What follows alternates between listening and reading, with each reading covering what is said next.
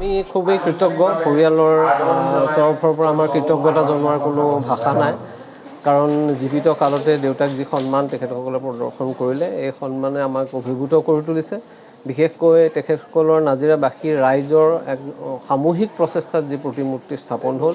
এই নাজিৰা আৰু এই নাজিৰা মহাবিদ্যালয়ৰ প্ৰতি বিশেষকৈ দেউতাৰ এটা সাংঘাতিক টান আছিল আৰু নাজিৰাবাসীৰ ৰাইজৰ এই মৰমক আমি অভিভূত হৈছোঁ আৰু আমাৰ কৃতজ্ঞতা জনোৱাৰ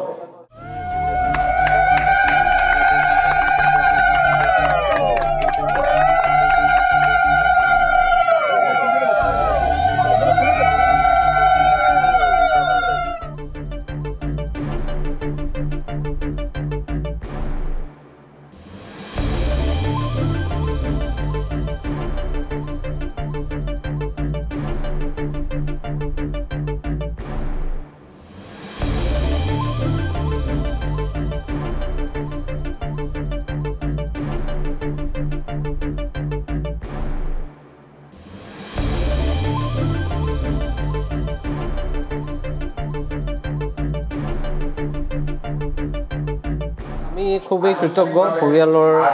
তৰফৰ পৰা আমাৰ কৃতজ্ঞতা জনোৱাৰ কোনো ভাষা নাই কাৰণ জীৱিত কালতে দেউতাক যি সন্মান তেখেতসকলে প্ৰদৰ্শন কৰিলে এই সন্মানে আমাক অভিভূত কৰি তুলিছে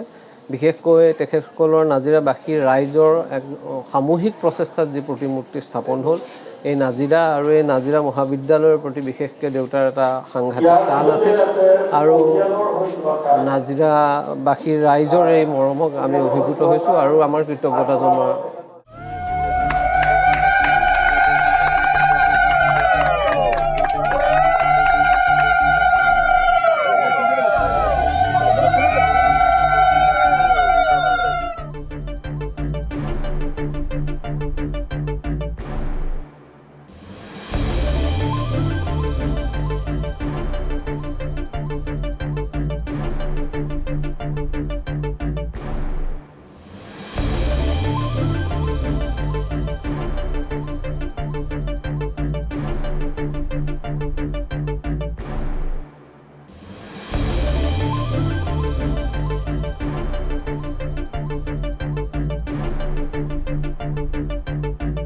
আমি খুবই কৃতজ্ঞ পৰিয়ালৰ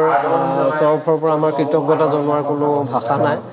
কাৰণ জীৱিত কালতে দেউতাক যি সন্মান তেখেতসকলে প্ৰদৰ্শন কৰিলে এই সন্মানে আমাক অভিভূত কৰি তুলিছে বিশেষকৈ তেখেতসকলৰ নাজিৰাবাসী ৰাইজৰ এক সামূহিক প্ৰচেষ্টাত যি প্ৰতিমূৰ্তি স্থাপন হ'ল এই নাজিৰা আৰু এই নাজিৰা মহাবিদ্যালয়ৰ প্ৰতি বিশেষকৈ দেউতাৰ এটা সাংঘাতিক টান আছিল আৰু নাজিৰাবাসীৰ ৰাইজৰ এই মৰমক আমি অভিভূত হৈছোঁ আৰু আমাৰ কৃতজ্ঞতা জনোৱাৰ